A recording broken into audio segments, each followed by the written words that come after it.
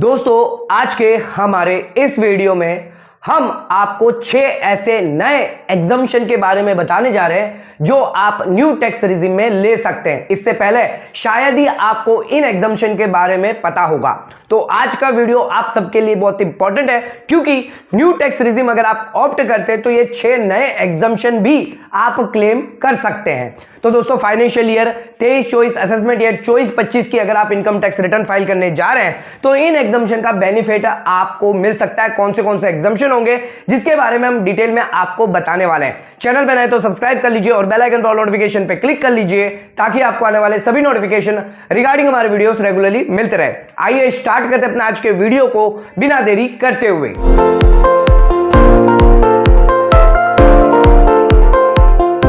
तो दोस्तों आइए स्टार्ट करते हैं अपने आज के वीडियो को और बात करते हैं न्यू टैक्स रिजिम के अंदर कौन से 6 नए एग्जम्पशन आपको मिलने वाले हैं। दोस्तों सबसे पहले हम बात करते हैं पीपीएफ अकाउंट के बारे में, पब्लिक प्रोविडेंट फंड अकाउंट के अंदर। अगर आप पब्लिक प्रोविडेंट फंड यानी पीपीएफ अकाउंट के अंदर निवेश करते हैं तो उसके इसमें सेक्शन 80C द्वारा आपको 1.5 लाख तक की छूट दी जाती है। इंटरेस्ट आपको 7.1% की रेट के हिसाब से दिया जाता है। 15 साल इसका लॉक इन पीरियड होता है और मैक्सिमम इन्वेस्टमेंट हर साल आप 1.5 लाख रुपए कर सकते हैं और 15 साल की माने तो आप 22,50,000 इसमें निवेश कर सकते हैं। इस 22,50,000 पर आपको टैक्स बेनिफिट दिया जाएगा सेक्शन 80C के द्वारा। हर साल 1.5 लाख रुपए की आपको छूट दी जाएगी यानी 1.5 लाख रुपया आपका टैक्स फ्री होगा, टैक्स माफ हो जाएगा। इतना आप डिडक्शन क्लेम कर सकते हैं, लेकिन सिर्फ ये ओल्ड टैक्स रिजिम वालों के लिए है। न्यू टैक्स रिजिम में सेक्शन 80C का बेनिफिट नहीं दिया जाता, यानी जो भी आप कंट्रीब्यूशन कर रहे हैं, जो भी डिपॉजिट आप कर रहे हैं पीपीएफ अकाउंट स्कीम के अंदर, न्यू टैक्स रिजिम में आपको 1 रुपए का भी डिडक्शन अलाउ नहीं किया जाएगा। लेकिन दोस्तों इसके अंदर अगर आप जो भी इंटरेस्ट आपको मिलता है और जो भी विड्रॉल आप करते हैं, जो भी मैच्योरिटी अमाउंट आपका आता है वो ओल्ड टैक्स रिजिम और इसके साथ आपको न्यू टैक्स रिजिम में भी फायदा दिया जाता है। हाँ दोस्तों, पीपीएफ अकाउंट के अंदर जितना भी इंटरेस्ट आपको मिल रहा है सेक्शन 10(11) के थ्रू, तो उस केस में जो भी पीपीएफ अमाउंट का इंटरेस्ट होगा 7.1% आपको 1.5 लाख रुपए यानी 22,50,000 पर, अगर 15 साल की बात करें तो आपको 20,70,000 रुपए का जो भी इंटरेस्ट मिल रहा है वो आपका न्यू टैक्स रिजिम में पूरा का पूरा माफ हो जाएगा। इसके अलावा जो भी प्रोसीड आपको मिल रही है यानी 22,50,000 प्लस 20,70,000 43,20,000 की जो भी प्रोसीड आप मिल रही है, या फिर अगर आप पैसा विड्रॉ करते हैं 5 साल के बाद आप कभी भी पैसा विड्रॉ कर सकते हैं। हर साल आप एक बार ही विड्रॉ कर पाएंगे 50% बैलेंस। तो जो भी आप पैसा विड्रॉ कर रहे हैं या मैच्योरिटी अमाउंट पर जो भी प्रोसीड आपको मिल रही है वो भी आपके लिए टैक्स फ्री होगी। सेक्शन 10 सबसेक्शन 12 के अंदर जो भी प्रोसीड आपको मिल रही है पीपीएफ अकाउंट से वो आपको न्यू टैक्स रिजिम में भी फायदा दिया जाएगा। तो न्यू टैक्स रिजिम में 2 फायदा आपको दिया जाएगा। अगर आप पीपीएफ अकाउंट में निवेश करते हैं जो भी इंटरेस्ट आपको मिल रहा है उसका बेनिफिट मिलेगा, और जो भी पैसा विड्रॉ कर रहे हैं अमाउंट अगर क्लोजर कर रहे हैं अकाउंट को तो उसके इसमें जो भी प्रोसीड आपको मिलेगी, जो भी विड्रॉल अमाउंट आपको मिलेगा उसका भी फायदा आपको न्यू टैक्स रिजिम में दिया जाएगा। यानी अब आपके लिए न्यू टैक्स रिजिम में जो है पीपीएफ अकाउंट रिलेटेड इंटरेस्ट और प्रोसीड का फायदा दिया जाएगा। हां ध्यान रखिएगा सेक्शन 80C द्वारा जो है बेनिफिट नहीं मिलता न्यू टैक्स रिजिम को, यानी जो भी पैसा आप डिपॉजिट करेंगे कंट्रीब्यूशन करेंगे पीपीएफ अकाउंट के अंदर वो आपको न्यू टैक्स रिजिम में अलाउ नहीं किया जाएगा। अगर आप टैक्स प्लानिंग करते हैं यानी अगर आप कैश मेथड फॉलो करते हैं एक्रूअल बेसिस पर नहीं, यानी हर साल इंटरेस्ट क्लेम नहीं करते अपने इनकम टैक्स रिटर्न में एग्जम्पशन के लिए, यानी जब आपको इंटरेस्ट मिलेगा 15 साल के बाद तब आप उस इंटरेस्ट को अगर क्लेम करते हैं तो उस केस में आप 15 साल तक ओल्ड टैक्स रिजिम में जा सकते हैं जिसमें आपको हर साल 1.5 लाख का फायदा होगा। और जिस साल 15 साल में आपको जब ये 20,70,000 रुपए जब मिलेंगे तब उसको अकाउंटिंग करते हैं तो वो भी आपके लिए एग्जम्प्ट होगा। तब अगर आप न्यू टैक्स रिजिम भी ऑप्ट करते हैं तो उस केस में आपको फायदा हो जाएगा। ओल्ड टैक्स रिजिम में तो आपको मिलेगा एग्जम्पशन, लेकिन अगर आप न्यू टैक्स रिजिम भी ऑप्ट करते हैं तो भी आपको एग्जम्पशन मिल जाएगा। यानी 15 साल तक आप ओल्ड टैक्स रिजिम में रहे या न्यू टैक्स रिजिम में रहे, अगर न्यू टैक्स रिजिम में रहेंगे तो 1.5 लाख का उस साल फायदा नहीं मिलेगा, लेकिन 15 साल में अगर आपने 10 साल अगर ओल्ड टैक्स रिजिम ऑप्ट करिए तो उस केस में 10 साल तक आपको 1.5 लाख रुपए का फायदा मिलता रहेगा। बाकी के जो 5 साल है उसमें आप न्यू टैक्स रिजिम में जाते हैं तो उस केस में आपको 1.5 लाख का फायदा नहीं दिया जाए। लेकिन जो आपका इंटरेस्ट है वो आप 10-15 साल के बाद लेते हैं तो उस केस में ये 15 साल आप जो है ओल्ड टैक्स रिजिम में जाकर 1.5 लाख रुपए का फायदा ले सकते हैं और 15 साल में चाहे आप ओल्ड में जाए या न्यू में जाए आपको बेनिफिट मिल जाएगा। तो दोस्तों हमने पीपीएफ में देखा कि ट्रिपल ई का फायदा आपको मिलता है। जो भी डिपॉजिट आप करते हैं एटीसी के द्वारा आपको 1.5 लाख की छूट मिल जाती है। जो भी इंटरेस्ट आपका होता है वो भी आपके लिए टैक्स फ्री होता है और जो भी प्रोसीड या विड्रॉल जो अमाउंट आप करते हैं वो भी आपके लिए टैक्स फ्री होता है। ओल्ड टैक्स रिजिम में तो अलाउड किया जाता है, लेकिन न्यू टैक्स रिजिम में भी जो भी इंटरेस्ट आपको मिलता है, जो भी प्रोसीड आपको मिलती है, उसका फायदा आपको मिलता है। दोस्तों इसी के सिमिलर एक और स्कीम है पोस्ट ऑफिस द्वारा जारी करी गई है, वो है सुकन्या समृद्धि अकाउंट, सुकन्या समृद्धि योजना। इस स्कीम में भी ट्रिपल ई का बेनिफिट मिलता है। अब आइए ये बात करते हैं कि न्यू टैक्स रिजिम वालों को कितना फायदा मिलता है सुकन्या समृद्धि योजना से, आइए जान लेते हैं। तो दोस्तों 8.2% की रेट के हिसाब से आपको ब्याज दिया जाता है। हर साल 1.5 लाख रुपए तक आप इसमें निवेश कर सकते हैं 15 साल के लिए।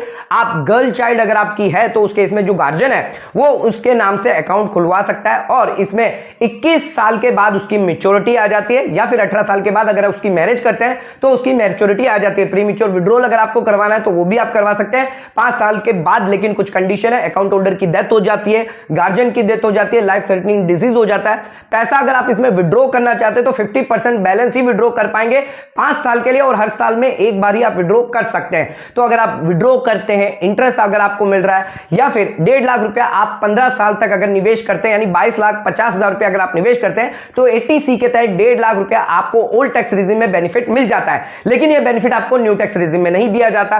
न्यू टैक्स रिजिम में जो भी आपको इंटरेस्ट मिल रहा है सुकन्या समृद्धि योजना से, वो ओल्ड टैक्स रिजिम और न्यू टैक्स रिजिम में आपके लिए टैक्स एग्जम्प्ट है, यानी टैक्स फ्री है, उस पर कोई भी टैक्स नहीं लगेगा। यानी जो 54 लाख का 21 साल के बाद आपको जो भी 54 लाख का इंटरेस्ट मिलेगा वो आपके लिए टैक्स फ्री होगा। इसके अलावा जो भी प्रोसीड आपको मिल रही है 77 लाख की जो भी प्रोसीड होगी, 22,50,000, 54 लाख प्लस 54 लाख तो 77 लाख का जो भी प्रोसीड आपको मिल रहा है, क्लोजर अमाउंट आपको मिल रहा है, या पैसा अगर आप विड्रॉ करते हैं तो वो भी आपके लिए टैक्स फ्री होगा। सेक्शन 10(11)(a) के अंदर जितनी भी पेमेंट सुकन्या समृद्धि अकाउंट को दी जाएगी, यानी जो भी अकाउंट होल्डर रिसीव करेगा वो उसके लिए एग्जम्प्ट होगी। तो ध्यान रखिएगा न्यू टैक्स रिजिम वालों को सिर्फ इंटरेस्ट एग्जम्पशन पर बेनिफिट मिलेगा, यानी जो भी इंटरेस्ट आपको मिल रहा है वो आपके लिए टैक्स फ्री होगा। जो भी प्रोसीड, जो भी पार्शियल आप प्री मैच्योर विड्रॉल कर रहे हैं या फिर पैसा विड्रॉ करते हैं, अमाउंट मैच्योरिटी पर, क्लोजर पर पैसा जो आपको मिल रहा है उस पर आपको एग्जम्पशन मिलेगा, लेकिन जो भी आप कंट्रीब्यूशन कर रहे हैं उस पर आपको एग्जम्पशन नहीं दिया जाएगा। आप हाँ accounting method, cash method follow करके जो हमने आपको पीपीएफ के अंदर बताया था वो स्ट्रेटेजी अपनाकर उसमें भी आप 1.5 लाख का जो कंट्रीब्यूशन है वो माफ कर सकते हैं अगर ओल्ड टैक्स रिजिम में ऑप्ट करते हैं। तो आइए अब देखते हैं इन दो एग्जम्पशन के अलावा कौन से न्यू टैक्स रिजिम में आपको एग्जम्पशन मिल जाता है।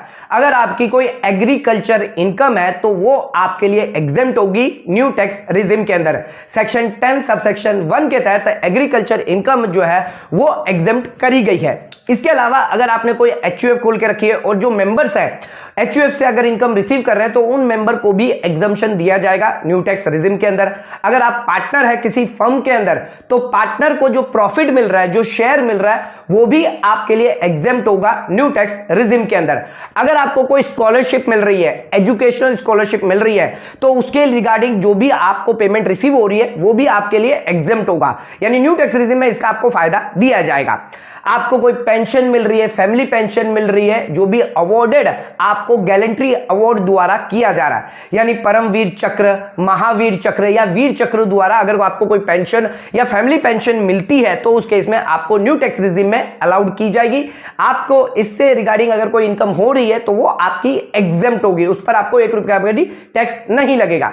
इसके अलावा बात करते हैं दोस्तों, अगर आपकी LIC की मैच्योरिटी आती है, LIC का प्रीमियम पे करते हैं, सेक्शन 80C द्वारा 1.5 लाख की छूट मिलती है, वो सिर्फ ओल्ड टैक्स रिजिम को दिया जाता है। लेकिन अगर आपको LIC की मैच्योरिटी आ रही है तो उस केस में उसके अंदर आपको न्यू टैक्स रिजिम में एग्जम्पशन दिया जाएगा। जो भी प्रोसीड LIC द्वारा की जा रही है, आपको LIC का पैसा आ रहा है, LIC का पैसा प्रोसीड आ रहा है, मैच्योरिटी आ रही है, तो वो आपके लिए टैक्स फ्री होगी न्यू टैक्स रिजिम के अंदर। आ जाते हैं, अब बात करते हैं, बहुत लोगों का ये डाउट होता है, क्वेरी होती है कि अगर वो पैसा प्रीमेच्योर विड्रॉ करते तो जो भी पेनल्टी वो पे कर रहे हैं क्या उसका डिडक्शन उन्हें न्यू टैक्स रिजिम या ओल्ड टैक्स रिजिम में दिया जाएगा? आइए जानते हैं दोस्तों। अगर आप पोस्ट ऑफिस की MIS स्कीम के अंदर या सीनियर सिटीजन सेविंग स्कीम के अंदर निवेश करते हैं तो उस केस में जितना भी इंटरेस्ट आपको दिया जा रहा है वो आपके लिए टैक्सेबल होगा। लेकिन कई बार ऐसा होता है कि जो पैसा हम डिपॉजिट करते हैं उसे प्रीमेच्योर विड्रॉ करवा लेते हैं, यानी मैच्योरिटी आती नहीं है उससे पहले हम हम पैसा विड्रॉ कर देते हैं तो उस केस में जो पोस्ट ऑफिस है वो हमारा इंटरेस्ट जो है वो कम करके हमें देती है, 1 से 2% है। कई बार प्रिंसिपल अमाउंट से जो पैसा है डिडक्ट करके हमें दे दिया जाता है, या इंटरेस्ट रेट जो है वो हमें 8%, अगर हमारी इंटरेस्ट रेट है तो उस केस में 7% या 6% ही इंटरेस्ट दिया जाता है। तो ये 1 या 2% का जो डिस्काउंट हमारा हो रहा है या फिर जो पेनल्टी हमें देनी पड़ रही है, इसका डिडक्शन हमें ओल्ड टैक्स रिजिम या न्यू टैक्स रिजिम में मिलेगा या नहीं मिलेगा, जिसके लिए सेक्शन 57 के अंदर डिडक्शन अलाउड किया जाता है। सेक्शन 57 ये कहता है कि अगर आप कोई भी इंटरेस्ट रियलाइज कर रहे हैं, कोई भी पैसा रियलाइज कर रहे हैं, चाहे वो कोई बैंक हो, पोस्ट ऑफिस हो, और उस केस में जो भी पैसा आप उसको लेने के लिए, रियलाइजेशन करने के लिए आप अगर कोई कमीशन देते हैं, रेम्यूनरेशन देते हैं, तो उसका खर्च आपको मिल जाता है। उसका खर्च आपको old tax regime, new tax regime में मिल जाएगा। अगर आप कमीशन देते हैं या फिर अगर आप कोई पैसा रेम्यूनरेशन देते हैं उस इंटरेस्ट को रियलाइज करने के लिए, उस इंटरेस्ट को लेने के लिए, तब तो आपको मिल जाएगा। लेकिन क्योंकि आपने पेनल्टी या डिस्काउंट दिया है जो ये कमीशन और रेम्यूनरेशन के टर्म में नहीं आता, इस वजह से इसका डिडक्शन आपको नहीं मिलेगा।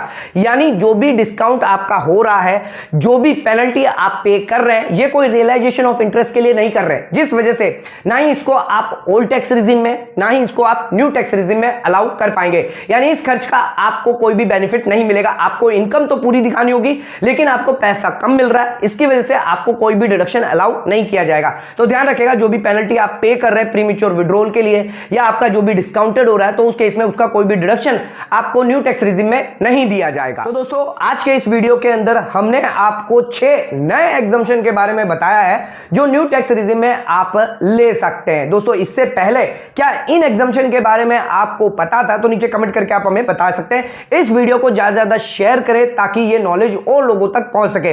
वीडियो को यहीं खत्म करते हैं, धन्यवाद।